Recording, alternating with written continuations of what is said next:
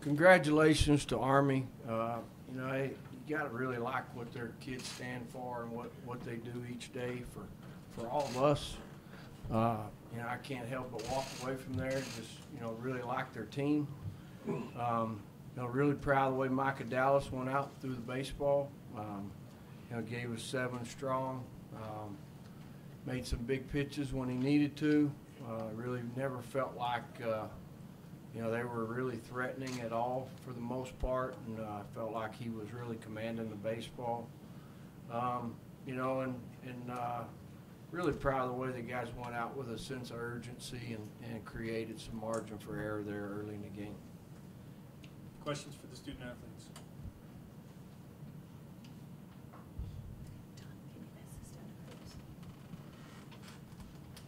Micah, kind of going into your first start here in the postseason, I guess, what were your thoughts going into it?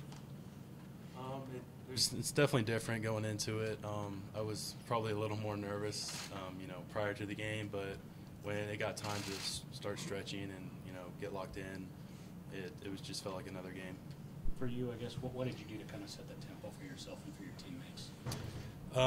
I like to work really quick, and I think that my job as a pitcher is to try and get back in the dugout as fast as possible so our batters can, get back out there and put up some runs. And I feel like, if I do that, then it'll give us a chance to win.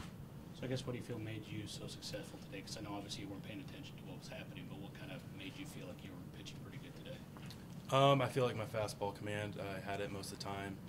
My slider, I couldn't really lean on that as much as I normally do, but I think that my fastball had, good life on it, so I think that's why. And I guess can you just speak to the 2-out hitting, especially with Cody kind of giving you guys that two RBI early on, just to give you that 3-0 lead in the first? That was huge. Cody was saying he didn't barrel the ball or didn't have any hits today. Also, one of the biggest hits of the day, giving us a 3-0 lead early in the game. It's huge. So they're one of the biggest hits of the day. Mike, I know it was early on, but did you realize how special you were? Did you realize that you had a no-hitter going into that 6th inning? Yeah, I think that's a problem. I think I need to get more mentally strong in that standpoint because I was thinking about it a little bit. So moving on, hopefully I can just push that away and just go attack each batter.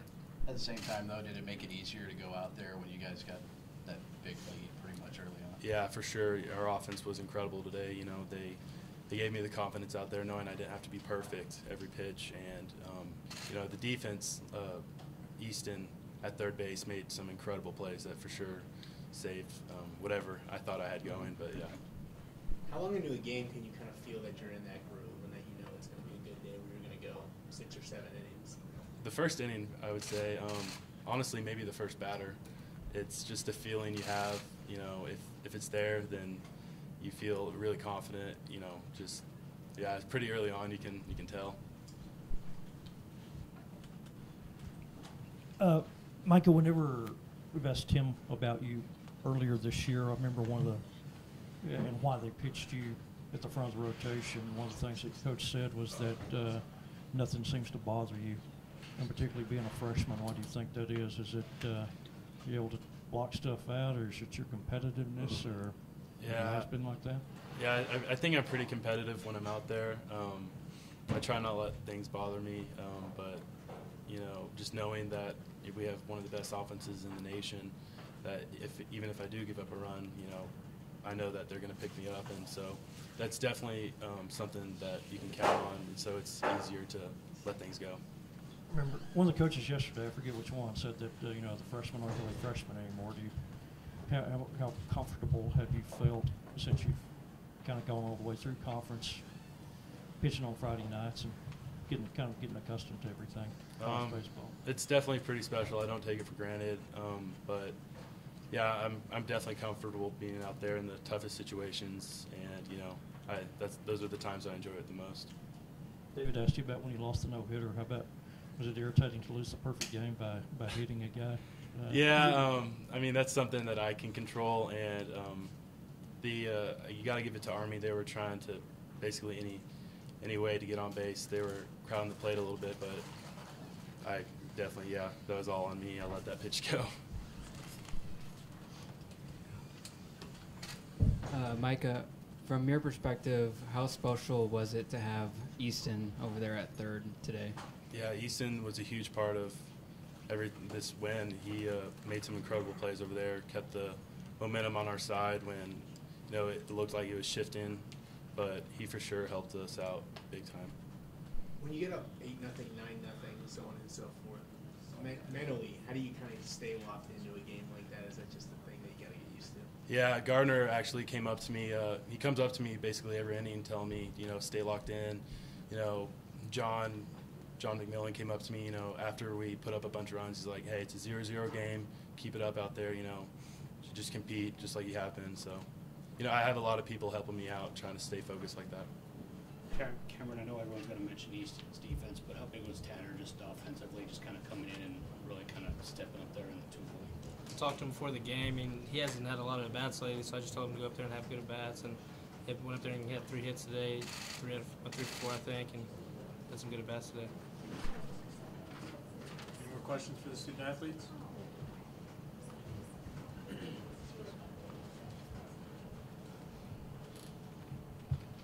I guess we'd be remiss if we didn't ask you about your home run, Cameron. What did you hit, and did you get all of that one? It was just the fastball in the middle. Tag gave me green light, so I was like, hopefully I get a barrel on this one. Has it been an easy decision throughout conference play, and especially going into this game, to go with Micah in that first game? Yeah, based on really when he threw last week, and I think he threw on Wednesday, and we really felt good about the amount of rest he got between then and now. Kind of very similar to between finals and when he started against TCU. Threw the ball really well then. No, it is really easy decision, and got good stuff. What made him so special today? He probably told you, fastball command. That's where it's usually going to start. The breaking ball was good. His competitiveness is good. Strike one was there quite a bit, so a combination of all those things. I know the fact that Dylan wasn't able to go played a part in it, but what went into your decision to go with Tanner? He hadn't started since back in April at Duke. Yeah, really it was Dylan more than anything. It's a little bit like the Astros right now. They got a bunch of guys with, on the DL, and really want to protect Dylan's, try to give him the right amount of time to get healthy. And Tanner did exactly what you want a guy to do when he gets an opportunity. Jump in there and put together some quality at-bats and play good defense. And along the defensive lines, is that why you went with Easton there at third, or was it match up at the plate? Well, we played Easton quite a bit last week in Oklahoma City. Baker played a little bit over there. Obviously Parker's there. Really the sense of urgency to come out again, and when they went right-handed, we pretty much wanted a sense of urgency to go score and create some separation.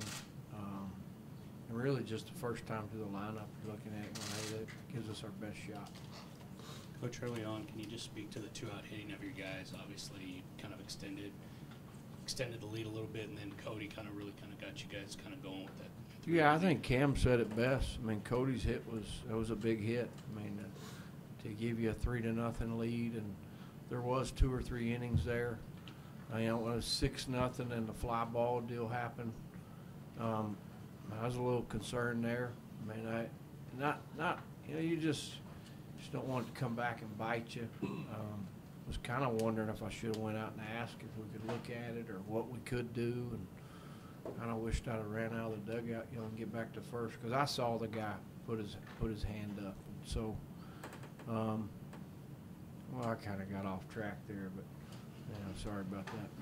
I guess in terms of Easton kind of playing him there, ball found him today a lot. He was busy. I guess just what did you like from him in terms of the 7 assists he had? He came in with 7 total so far, and he was able to kind of make every play that kind of went. Yeah, he's getting more adjusted over there. You're talking about a high school shortstop that played shortstop for Prosper High School for 4 years. Went to the state tournament a couple times at least. A lot of times those guys, and third base is different. It takes a little time over there. He reacted well today and made the plays, and we're thankful, that's the way it happened.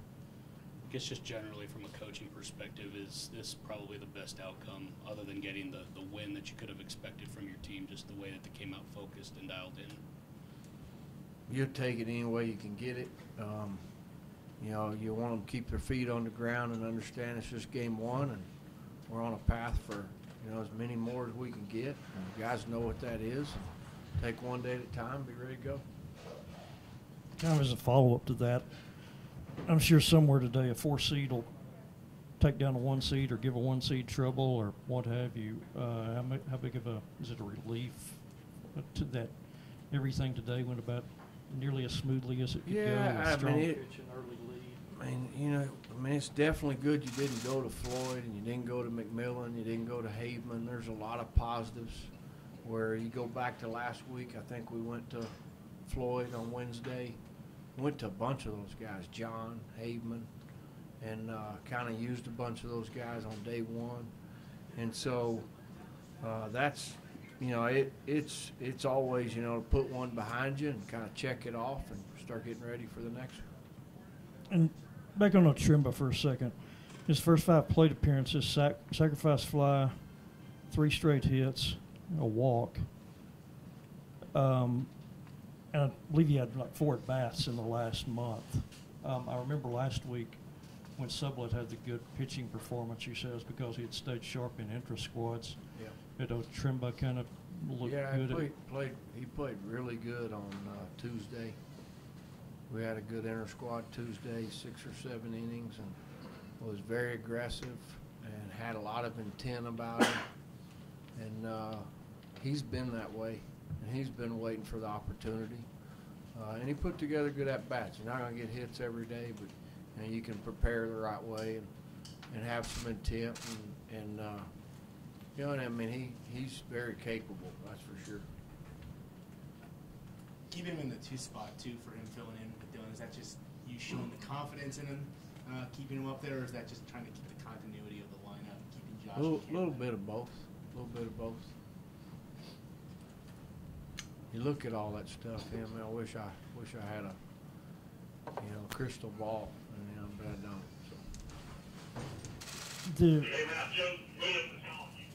One of the other, I guess, ramifications of Dylan not being in the lineup today, you moved Gabe from right to center. Is there any little anxiety since when's the last time he's played? Trying to think, when's the last time he's played center? Oh, it's been early. I would say early this year. We looked at quite a few things in batting practice, and we're kind of trying to figure out the best way to go about it. And he's not going to cover ground, I don't think, like Dylan. That's why Dylan plays center.